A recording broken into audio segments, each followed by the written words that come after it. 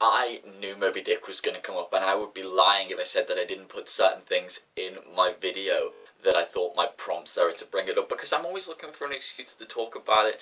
The difference between The Casual Vacancy and Moby Dick, by the way, is a very small but also substantial difference.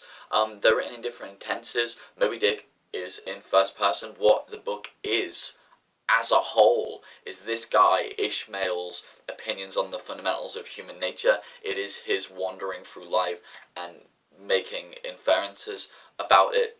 The Casual Vacancy, what we get is an all-knowing narrator that gives us a list of facts. We're not supposed to debate with these facts. She's just setting up the scene in a really uninteresting way. Ishmael's opinions are at least up for debate, and I think they're usually wrong. My issue is that these facts, these things that she just lists and exposes to us, they should have been put forward in a more interesting way through more dynamic channels. They should have been revealed through her plotting or her dialogue. I feel like a lot of the time when we disagree, we have really different opinions, and you make these videos and I'm sitting through your video thinking, no, I don't disagree with anything that you're saying. It's probably my fault. You're probably not understanding what I'm saying, and I should be clearer, so here goes. First off, I think naturalistic dialogue is only ever an aspiration and never a possibility, but I made an earlier video on that, and that really isn't the point. The point is that I don't think this dialogue is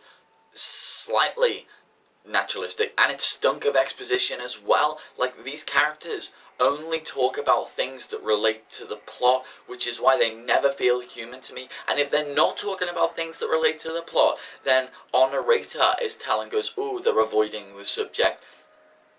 Find me an example where that isn't the case, and I will say, okay. There's a great Tarentino quote where he says gangsters don't talk about gangster stuff all the time. Sometimes they talk about cheeseburgers and what happened last Tuesday. Like, there's nothing in this book, in this dialogue, that makes these characters feel human, so it doesn't give off the electricity and the sparks that you want. You don't need flashy, over the top, this is the way we wish we spoke kind of dialogue to make it electric and exciting. You need real characters based in reality, so that even the slightest twitch or maneuver can create this sense of overwhelming tension. Read Game of Thrones as an example of that. I can completely agree that, paradoxically as it may seem, a book doesn't need to have great writing to be a good book. See the Harry Potter series. Like, that book isn't good because of its writing. I've said that in earlier videos as well.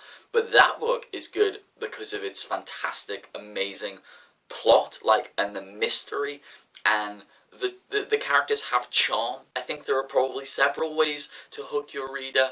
You can either have really great, amazing dialogue, you can either have really engaging and interesting characters, or you can have a fantastic plot, or you can have just beautiful writing, or maybe even interesting concepts. I feel like the last two, great writing and interesting concepts, is the reason Moby Dick is like my favourite book of all time. I believe that The Casual Vacancy doesn't have any of these. I think the characters are flat. I think the plot is dull. I think the dialogue is boring, uninteresting, and not realistic. I feel like we've talked spoiler-free enough now, so I guess just advertise in your video descriptions that we're talking spoilers, and we'll start getting into the plot throughout the rest of the month. Good, okay, Lauren, I might see you tomorrow. If not, I'll see Kalinda on Wednesday. If not, I'll see Kate on Thursday. If not, I'll see Julie on Friday, and I will inevitably see Sarah next week for round 2.